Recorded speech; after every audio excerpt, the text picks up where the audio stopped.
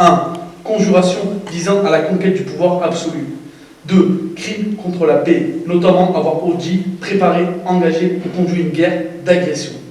3. Crime de guerre, notamment toute violation des lois et coutumes de la guerre. Ces violations comprennent, sans y être limitées, le meurtre, le mauvais traitement ou la déportation pour des travaux forcés ou pour tout autre but des populations civiles dans les territoires occupés, l'assassinat ou le mauvais traitement de prisonniers de guerre, le meurtre d'otages, le pillage, la destruction volontaire et sans utilité de villes, villages. 4. Crimes contre l'humanité, notamment le meurtre, l'extermination, l'asservissement, la déportation et autres actes inhumains commis aux dépens de populations civiles avant ou pendant la guerre, des persécutions pour des motifs politiques, raciaux ou religieux. La fondation de l'Organisation des Nations Unies, préambule de la Charte de San Francisco, 26 juin 1945. Nous, peuple des Nations Unies, résolus à préserver les générations futures du fléau de la guerre, qui 2 fois, en l'espace d'une vie humaine, a infligé à l'humanité d'indicibles souffrances. À proclamer à nouveau notre foi dans les droits fondamentaux de l'homme, dans la dignité et la valeur de la personne humaine. Dans l'égalité des droits des hommes et des femmes, ainsi que des nations grandes et petites, à créer les conditions nécessaires au maintien de la justice et du respect des obligations nées des traités et autres sources du droit international, à favoriser le progrès social et instaurer de meilleures conditions de vie dans une liberté plus grande, et à ces fins, à pratiquer la tolérance, à vivre en paix l'un avec l'autre, dans un bon esprit de voisinage, à unir nos forces pour maintenir la paix et la sécurité internationale, à accepter des principes et instituer des méthodes garantissant qu'il ne sera pas fait usage de la force des armes, sauf dans l'intérêt commun, à recourir aux institutions internationales pour favoriser le progrès économique et social de tous les peuples. Avons décidé d'associer nos efforts pour réaliser ces desseins. En conséquence, nos gouvernements respectifs, par l'intermédiaire de leurs représentants, réunis en la ville de San Francisco et munis de pleins pouvoirs, reconnus en bonne et due forme, ont adopté la présente Charte des Nations Unies et établissent par les présences une organisation internationale qui prendra le nom de Nations Unies. Préambule de la Constitution française de 1946.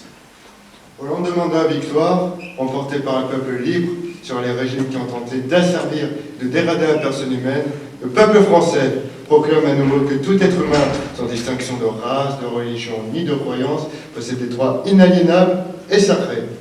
Il réaffirme solennellement les droits et les libertés de l'homme et du citoyen consacrés par la Déclaration des droits de 1789 et les principes fondamentaux reconnus par les lois de la République. Il proclame en outre, comme particulièrement nécessaire à notre temps, les principes politiques, économiques et sociaux ci-après.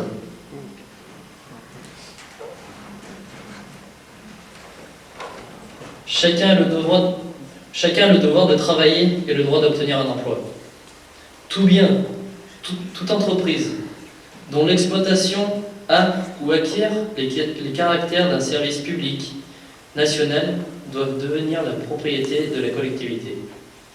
La nation garantit à tous, notamment aux enfants, à la mère, aux vieux travailleurs, la protection de la santé, la sécurité matérielle, le repos des loisirs.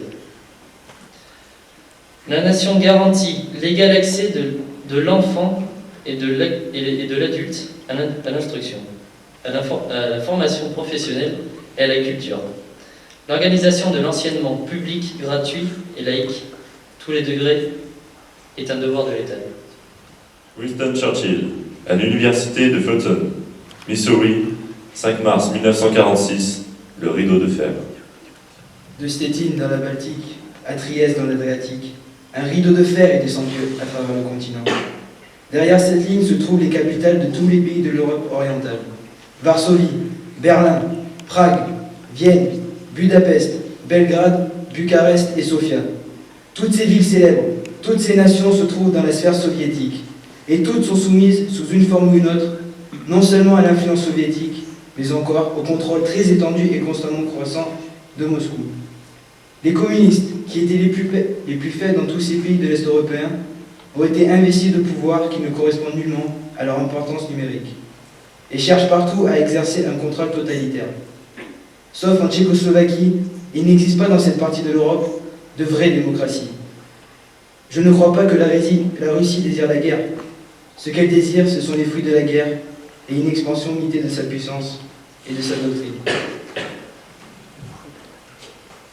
Simone de Beauvoir, La force des choses, les débuts de la guerre de Corée. Juste au moment où j'allais m'envoler pour les États-Unis, les Coréens du Nord pénétrèrent en Corée du Sud. Aussitôt, l'aviation et l'infanterie américaine intervinrent. Si la Chine attaquait Formose, la guerre mondiale éclatait. L'appel de Stockholm recueillit en quelques jours 3 millions de signatures supplémentaires. Tout le monde parlait de l'occupation de la France par l'armée rouge. Samedi soir titrait « Faut-il avoir peur ?» et conclut que oui. Après le passage du 36e parallèle par les troupes américaines, après l'entrée d'une armée de volontaires chinois en Corée du Nord et le pilonnage de Pyongyang par l'aviation américaine, les États-Unis annoncèrent que la mobilisation était imminente. MacArthur voulait lâcher des bombes sur la Chine. Alors l'URSS interviendrait. On distribua en Amérique 50 millions de plaques résistantes aux radiations qui permettraient d'identifier les victimes. Truman décréta l'état d'urgence. Aimé Césaire, Discours sur le colonialisme, 1950. Il faudrait d'abord étudier comment la colonisation travaille à déciviliser le colonisateur, à l'abrutir au sens propre du mot, à le dégrader, à le réveiller aux instincts enfuis, à la convoitise, à la violence, à la haine raciale, au relativisme moral, et montrer que chaque fois qu'il y a au Vietnam une tête coupée, un œil crevé, et qu'en France on accepte, une fillette violée, et qu'en France on accepte, un malgache supplicié, et qu'en France on accepte, il y a un acquis de la civilisation qui pèse de son poids mort, une récession universelle qui s'opère, une gangrène qui s'installe, un foyer d'infection qui s'installe, et qu'au bout de tous ces traités violés, de tous ces mensonges propagés, de toutes ces expéditions punitives tolérées, de tous ces prisonniers ficelés, interrogés, de tous ces patriotes torturés, au bout de cet orgueil racial encouragé, de cette jactance étalée, il y a le poison instillé dans les veines de l'Europe et le progrès lent, mais sûr, de l'ensauvagement du continent. Le lancement de la construction européenne. Robert Schuman, Konrad Adenauer, Jean Monnet. Toute guerre entre la France et l'Allemagne devient non seulement impensable, mais matériellement impossible. Dans le cadre de la communauté des Européens, le traité réunira côte à côte les deux grandes nations dans une amitié sincère et dans une coopération étroite pour la paix et pour les idéaux des peuples libres de l'Occident. Ce que nous sommes en train de faire, et ce sera là la mesure de notre réussite, c'est d'éprouver si une autorité librement créée par 6 nations séparées pendant de longs siècles par leur souveraineté nationale peut prendre ses décisions dans l'intérêt de ces 6 nations. C'est la première fois depuis des siècles que l'Europe est en train de faire cela. Martin Luther King, je fais un rêve. En traçant les mots magnifiques qui forment notre Constitution et notre Déclaration d'indépendance, les architectes de notre République signaient une promesse dont hériterait chaque Américain. Au terme de cet engagement, tous les hommes, les Noirs, oui, aussi bien que les Blancs, se verraient garantir leurs droits inaliénables à la vie, à la liberté et à la recherche du bonheur. Il est évident qu'aujourd'hui que l'Amérique a failli sa promesse en ce qui concerne ses citoyens de couleur. Nous ne pourrons jamais être satisfaits tant que le Nord sera victime des insaisibles horreurs de la brutalité policière. Nous ne pourrons jamais être satisfaits tant que la liberté de mouvement du Nord ne lui permettra guère que d'aller d'un petit ghetto à un ghetto plus grand. Nous ne pourrons jamais être satisfaits tant que nos enfants seront dépouillés de leur identité et privés de leur dignité par des pancartes qui indiquent « Seuls les Blancs sont admis ». Nous ne pourrons jamais être satisfaits tant qu'un Noir du Mississippi ne pourra pas voter et qu'un Noir de New York croira qu'il n'a aucune raison de voter. Je rêve qu'un jour, notre pays s'élèvera et vivra pleinement la réalité de son credo. Nous tenons ces vérités pour évident par elles-mêmes que tous les hommes sont créés égaux. Vaudeux, demain la France, l'expansion 1985, l'entrée dans la société de consommation. Richard obtient son certificat d'études en 1947 à 14 ans. Dans leurs 3 pièces, cuisine, ni sans douche ni salle de bain, les temps sont durs pour la famille, ses parents. Son CAP de serrurier fait de lui, en 1950, un ouvrier qualifié. En 1954, il gagne 20 000 francs. Après son mariage, en 1954, sa femme prend un travail. Elle apporte au ménage 35 000 francs par mois, de quoi acheter le mobilier. C'est vers 1960 que j'ai senti ma situation s'améliorer, dit-il.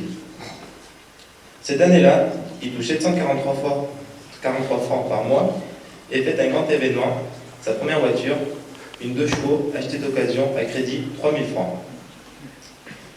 Le frigo et la télé viennent aussi à cette époque. Richard comprend que le crédit lui permet d'améliorer son sort un peu plus vite.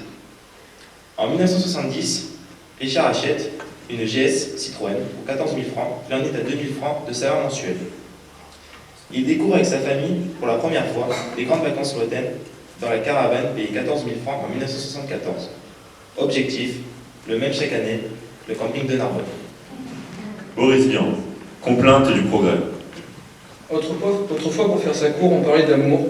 Pour mieux prouver son ardeur, on offrait son cœur. Aujourd'hui, c'est plus pareil. Ça change. Pour séduire le cher ange, on lui glisse à l'oreille. Ah, Gudule, viens m'embrasser, et je te donnerai un frigidaire, un joli scooter, un atomiseur et du Dunlop-Philo, une cuisinière avec un four en verre, des tas de couverts et des pelles à gâteau, une tourniquette pour faire la vinaigrette, un bel aérateur pour bouffer les odeurs, des draps qui chauffent, un pistolet à goffre, un avion pour 2, et nous serons heureux. Martinet, la conquête des pouvoirs, les aspects de la crise de mai 1968. La crise qui secoue la France au mois de mai 1968 met à la fois en cause l'organisation économique d'une société industrielle développée, son système d'éducation et son régime politique. D'où le caractère complexe de la crise et la multiplication de ces aspects. Il y a les salaires en dessous de 500 francs par mois, les mauvaises conditions de travail, l'aspect archaïque du gouvernement des entreprises. Il y a l'augmentation prodigieuse du nombre des étudiants, la crise du système éducatif, la création d'une sous-intelligentsia, la survivance du mandarinat professoral et médical. Il y a l'insolence de la technocratie gaulliste, le refus du dialogue et l'utilisation abusive des moyens d'information. Il y a aussi, pourquoi ne pas le dire, le désir naturel de la jeunesse de rompre avec la banalité de la vie quotidienne et de vivre, à son tour, de grands événements, autrement qu'à travers les radotages d'anciens combattants. Henri de Bresson, Nuit d'allégresse à Berlin, Le Monde, 1989. Un morceau du mur de Berlin est tombé cette nuit. Des milliers de Berlinois et d'Allemands de l'Est ont franchi aux premières heures du vendredi 10 novembre les divers points de passage entre les deux parties de la ville pour se rendre quelques heures à Berlin-Ouest, où leur arrivée a suscité une gigantesque fête dans le centre-ville et au bord du mur. Le Conseil des ministres est-allemands avait annoncé jeudi soir que tout citoyen de RDA pourrait dorénavant emprunter les points de passage le long de la frontière interallemande et à Berlin sur sa présentation d'un visa délivré à la demande dans les commissariats de police. En attendant l'ouverture des bureaux, le 10 novembre à 8 h du matin, la police avait reçu l'ordre de laisser passer à partir de minuit toutes les personnes munies d'une carte d'identité à tous les points de passage entre les deux Berlin. Annoncé en début de soirée, presque en incident à l'issue d'une conférence de presse sur les travaux en cours du comité central du Parti communiste est-allemand, la nouvelle s'était répandue comme une traînée de poudre des deux côtés du mur. Vers 23 h, des petits groupes, beaucoup de jeunes surtout ont commencé, côté Est, à converger vers les points de passage, histoire de tâter le terrain. À l'heure prescrite, sur simple présentation du livre d'identité bleu, chacun pouvait franchir, sans plus de formalité, la ligne de démarcation. Pour qui a connu les couloirs du checkpoint Charlie, les longs moments d'attente, les fouilles, la renfrognée des repos de service. Il y avait quelque chose de totalement irréel. Tous les passages étaient envahis de centaines de personnes attendant sagement leur tour, de queues interminables de voitures, trabants et autres wartburgs de fabrication locale. Débordés par le nombre, les policiers se contentaient de faire passer les gens par paquets sans même la plupart du temps jeter un œil sur les documents. Il faut bien qu'il y ait un peu de changement là aussi, s'exclamait un officier rigolard au checkpoint. Mikhail Gorbatchev, Perestroïka 1987, la reprise du dialogue. La sécurité universelle à notre époque repose sur la reconnaissance du droit à chaque nation à choisir sa propre voie vers le progrès social, sur la renonciation à l'ingérence dans les affaires intérieures des autres États, sur le respect des autres combiné à une vision objective, autocritique de notre propre société. Une nation peut choisir le capitalisme ou le socialisme. C'est son droit souverain. Les nations ne peuvent ni ne doivent calquer leur vie sur celle des États-Unis ou bien celle de l'Union soviétique. En conséquence, les positions politiques devaient être dénuées de toute intolérance idéologique. Traité signé entre la RFA, la RDA et les 4 puissances occupantes. La réunification de l'Allemagne 1990. Article 1er. L'Allemagne unie comprendra le territoire de la République fédérale d'Allemagne, de la République démocratique allemande et de l'ensemble de Berlin. L'Allemagne unie et la République de Pologne confirmeront la frontière existante entre elles par un traité. Article 5. Après l'achèvement du retrait des forces armées soviétiques, des unités des forces allemandes affectées aux structures d'alliance pourront également stationner sur le territoire de l'actuelle RDA, bien que sans vecteur d'armes nucléaires. Article 7. Les États-Unis, la France, le Royaume-Uni et l'URSS mettent fin, par le présent traité, à leurs droits et responsabilités relatifs à Berlin et à l'Allemagne dans son ensemble. L'Allemagne unie jouira en conséquence de la pleine souveraineté sur ses affaires intérieures et extérieures. Mikhail Gorbatchev, discours d'Oslo 1991, la portée du changement. Un terme a été mis à la guerre froide. Le danger d'une guerre nucléaire a pratiquement été levé. L'Allemagne s'est réunifiée. L'URSS et les États-Unis, les 2 superpuissances nucléaires, ont parcouru le chemin qui mène de la confrontation à la coopération, et même, en certains cas importants, au partenariat. Un désarmement bien réel a commencé. La reconversion des industries de guerre a fait ses premiers pas, et des choses que l'on croyait impensables sont en train de se réaliser. La coopération s'installe dans ce domaine, entre ceux-là, même qui furent adversaires dans la guerre froide. Mais, on voit ressurgir des conflits et des revendications qui avaient été gelés dans les banquises de la guerre froide. Et des problèmes tout à fait inédits s'accumulent rapidement. On distingue déjà bien des obstacles et des périls sur la voie qui conduit à la paix durable. La recrudescence du nationalisme dans différents pays et régions du monde. La différence grandissante de niveau et de qualité de développement entre pays riches et pays pauvres. L'accumulation des retombées négatives des anciennes formes de progrès. Menaces de catastrophes écologiques. Épuisement des sources énergétiques. Explosion démographique incontrôlable. Rosière, géographie politique et géopolitique. 2003, le terrorisme, une nouvelle forme de guerre. Le terrorisme mondial n'a pas nécessairement de territoire ou de région privilégiée. Si les terroristes décident de s'attaquer à des civils, l'ensemble de la planète est concerné. Avec cette forme de terrorisme disparaissent les notions classiques de front et d'arrière, mais aussi les distinctions entre civils et militaires, sinon même entre guerre et paix, dans la mesure où tout devient cible, une base militaire comme dans une station balnéaire. Comprendre le monde. 2005, les laboratoires pharmaceutiques au nord. Selon les accords signés au sein de l'Organisation mondiale du commerce en 1994, Le laboratoire qui a découvert un médicament obtient un brevet qui lui permet d'être le seul à le vendre pendant 20 ans minimum. Ces accords sont entrés en vigueur pour les pays en développement